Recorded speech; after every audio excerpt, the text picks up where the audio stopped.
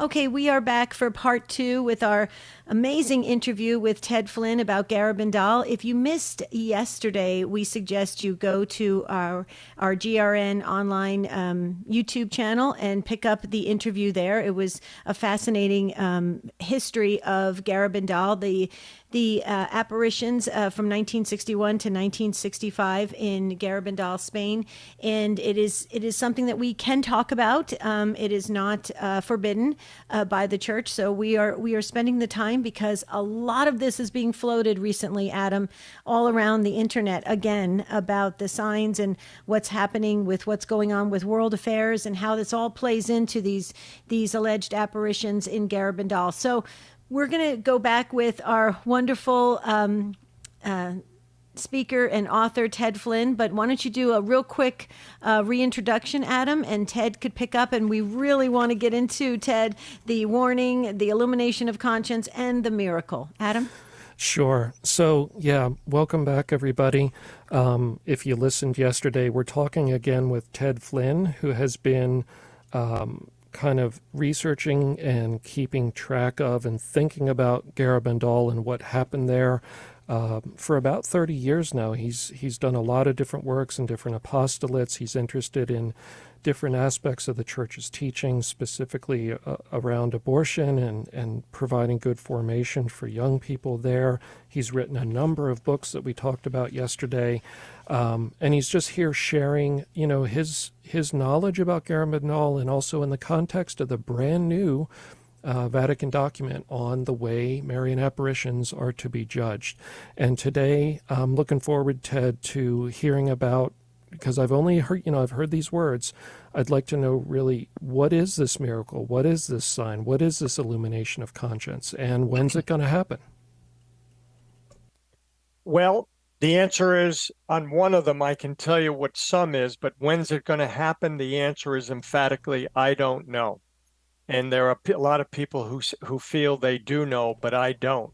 And so this, again, gets back to my methodology, that what I did in the book is I only spoke about the messages from 1961 to 1965 for the four girls, specifically at Garabandal, of what the Blessed Mother told them.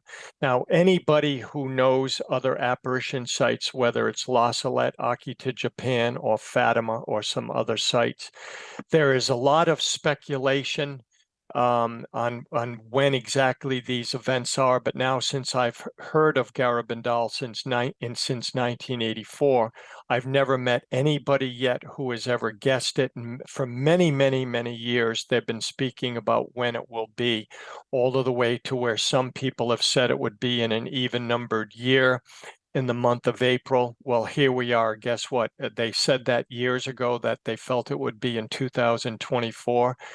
In March and April, and frankly, technically, May has already passed for it, because we know the miracle is to happen between the 8th and the 16th. So again, it's already passed. So what exactly is the warning? The fat in the fire, and frankly, the sizzle for these apparitions, is two supernatural events that have never happened at any point in history. Now, I like to talk to people about this, and this is a kind of a big part with the people who think they understand what it will be. When Moses saw Yahweh in the burning bush that was never consumed, he asked who he was. Moses was trying to put him into a certain category that he could understand. And Yahweh said, ego sum qui sum, I am who I am. So he didn't understand that. He is just a being without of time and space. So that was an event. And then we saw, and Moses didn't understand that. And then he was actually fighting somewhat of whether or not he was supposed to be the man to be the deliverer. And so then he went, and there were 10 miracles, which would call plagues, that were 10 miracles that had never happened before. A river had never turned to blood. And so we have to transport our mind into a completely different dimension to understand what these will be. We also know that even in the book of Joshua, Joshua had an edge in battle, and he actually asked the Lord that, the sun never set. And so the sun never set, so he could end up winning that. It's in the 10th chapter of the book of Joshua, verse 12.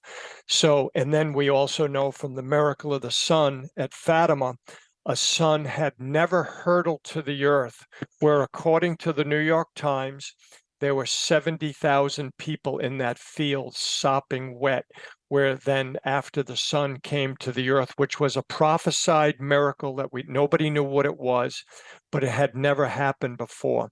This gets back, in my opinion, to the hermeneutical key to actually understand mystically what Garabandal is about. Because these events are mystical, and we have been told by the visionaries they have never happened before, and they will not be explained by science. So this gets back even frankly to Augustine, which transported all the way to the theology of Aquinas, to Aquinas's whole life. If you think you understand it, it is not. If you think you understand it, you don't. I forget that exact phrase. I actually had it written down. If you understand, that is not God. That's actually Aquinas. If you think you understand, that is not God. That to me is what these events are. They're so spectacular. We won't understand what they are until they happen. Why? Because they've never happened before. And as I say, they won't be explained by science. So we have to transport our mind into another dimension, that what heaven is going to do. And if the messages, which I probably should have stated earlier, even yesterday, the messages of Garabandal are sensational. There's no question about that. But at the very, very core, the messages of Garabandal are about hope. And at every valid apparition site in the world, the Garabandal and others speak about amendment of life. And Garabandal also spoke about the necessity of a solid family, the Eucharist, and the priesthood in our life. So there's nothing as a radical Catholic message here that where I can't understand why people have such heartburn about it. Again, the main message from the Blessed Mother continually is about the importance of the Eucharist and amendment of life, and actually the value of the priesthood in the family. So when we have amendment of life, we have everything. So are you interested in the warning? Is that what your question was, Adam? Yeah, Ted, I'm interested in all of it. If you could, what is the sequence of events that are prophesied to happen? Is it a warning, an illumination, and then this mirror? Like, tell me, how is it going to play out if it happens? Well, I liken it to like an act with three plays. That's how because they're all so close. And if you see Act One singularly, you won't fully understand it. But if you see Act 1, 2, and 3, it all pieces together at the end. And although the acts are very distinct and individual, on an individual basis, but they're very close in time. So the first event, that is the supernatural event that is predicted at Garabandal, is actually going to be what's called the warning. And in Spanish, the word was aviso. And another word also in Spanish is notice. But there's other phrases that are used somewhat interchangeably. A judgment in miniature, an illumination of conscience, or a life review. Now, I've spoken because I wrote a book on this in 1993. I've probably met as many as now 25 or 30 people, I've lost count, that have come up to me and said that they experienced the warning where they saw their life go in front of them. So what the warning is, it's where you will be in the presence of God, and God will judge you as you will be judged at your final judgment, and you will see your life all in review. And I liken it to, how you scroll through your pictures in on a cell phone and an iPhone, you can actually go through them very quickly. or you can stop. And so there's areas of omission, commission, and the things that we have done to hurt people. We will, in essence, see our life as God would review it at our judgment. And the people that I've spoken to over the years, every single person with no exception says it's the single greatest event in their life imaginable. And it takes years and years for them to even process it. And many of them have not even told their spouse because they don't want to appear to, frankly, be a lunatic. So they have kept it from their spouse. And several that I have been around, they can't even put the words to paper because it's in another dimension. But so that is actually the first event, which is called the warning or the illumination of conscience. But will that be for everybody simultaneously, as opposed to you're mentioning a few people here and there maybe had their own encounter with God that way? But you're talking about a global event, right? This is a global event that every single person, now think of it, there has never, ever been, let's take the parting of the Red Sea. That's a pretty significant event. And you want to talk about a miracle that had never happened. You know, that's another one of the miracles we could have gotten into, like the sun and everything else. And so we're looking at a situation that has never happened before. Wow. And it's going to be so mystical, but to every single person in the world, it's where the Red Sea was a local event. This is a worldwide event to every single person in the world. Wow. Planes will actually even stop in the sky. Okay, we're back for the final segment of The Next Right Thing with Ted Flynn, who's an author and speaker, and he is well-versed on Garabandal. So, Ted, please pick up where you left off on that. I think you just covered the warning, the illumination of conscience. We'd want to get into the miracle. And then, Ted, I want to throw just a couple quick things. Padre Pio is always mentioned with Garabandal. If you can talk a little bit about Padre Pio's connection to Garabandal, if also to the warning or the illumination of conscience or life review is different from 3 days of darkness and all that, those other kinds of things that have been talked about. Could you share all that in this last segment? Well, you just asked about six or seven questions that could take me about 3 days. It told you, Ted, you got to come back. I guess what we'll try to do, because of the poverty of time, we'll just hit them briefly, which is the only thing we can do. Again, the only thing I didn't mention about the warning is a gift of grace. It has to be seen. It's not to be feared. It's a gift of grace for the world. It's hope for the world.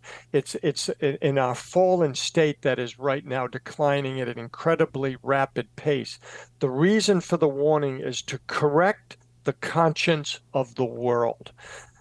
We're so far, I believe that the world is so far collectively lost. It is my personal opinion, there's no hope to turn this around but anything other than a divine intervention, which has happened in Scripture.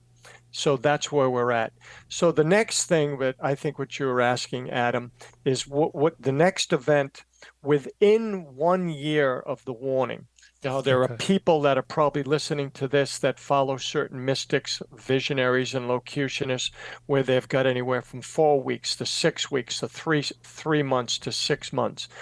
I know them. I know who the people are. But what was said at Garabandal, specifically to the girls, to stay consistent with what was said there and not go off and pick daisies somewhere else, is that within 1 year from the warning will be this great miracle.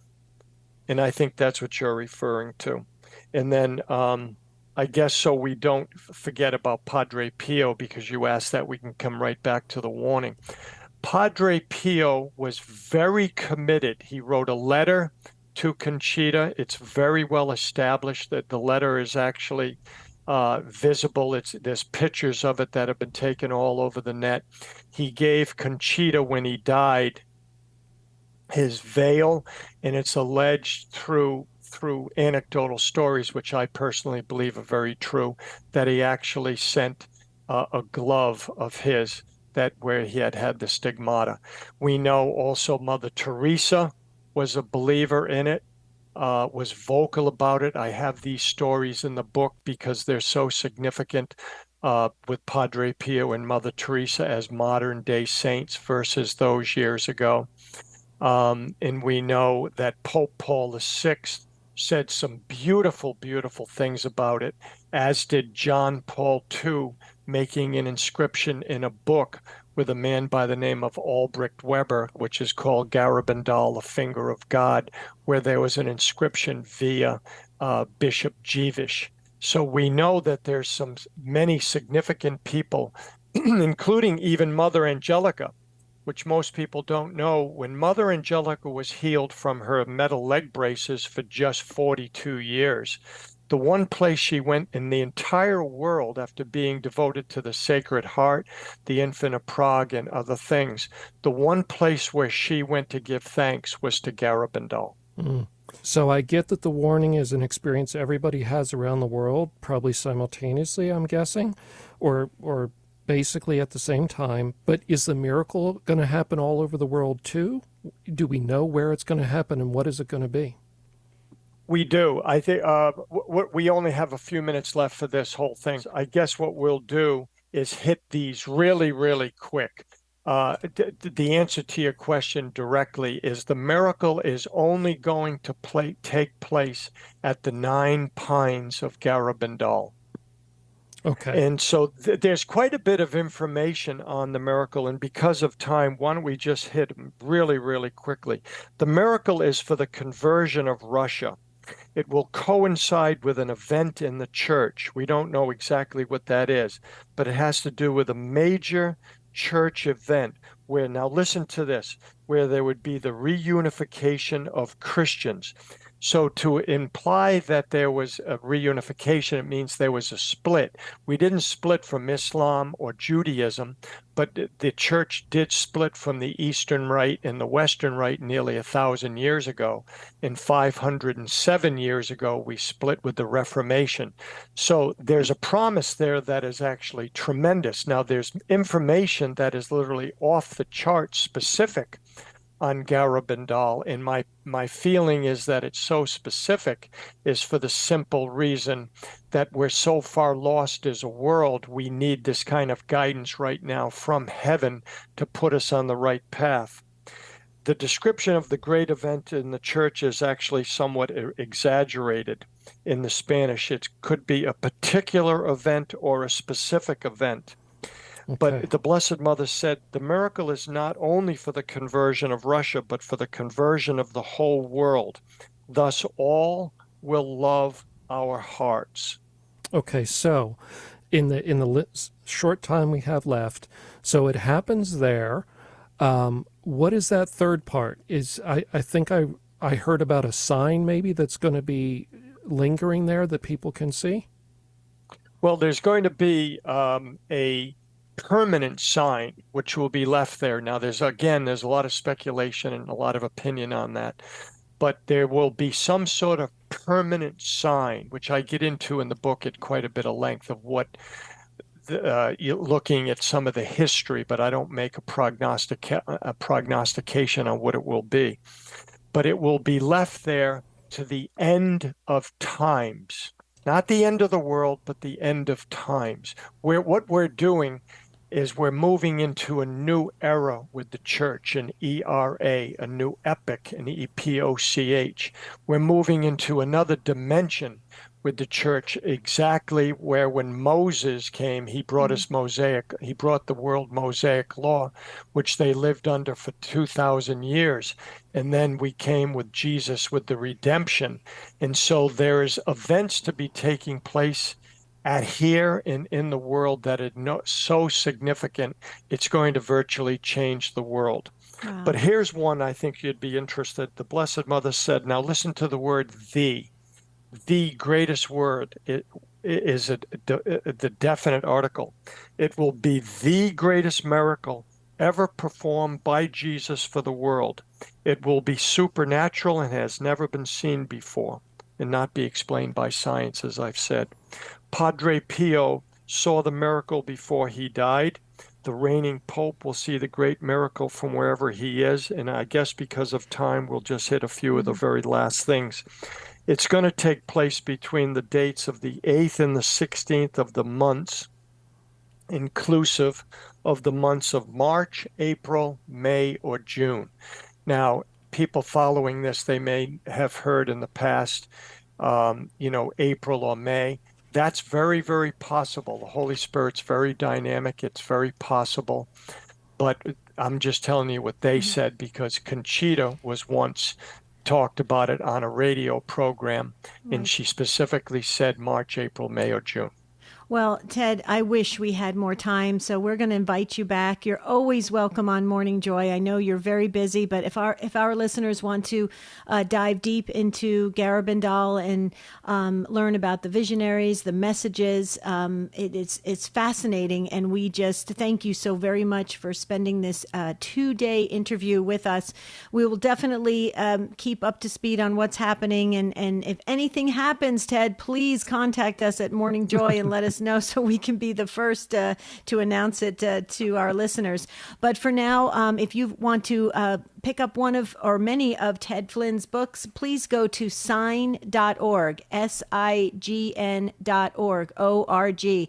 Ted Flynn, you're awesome. Thank you so much. Adam, I'll see you tomorrow on The Spirit World. But for now, we'll send it back to Keith Downey.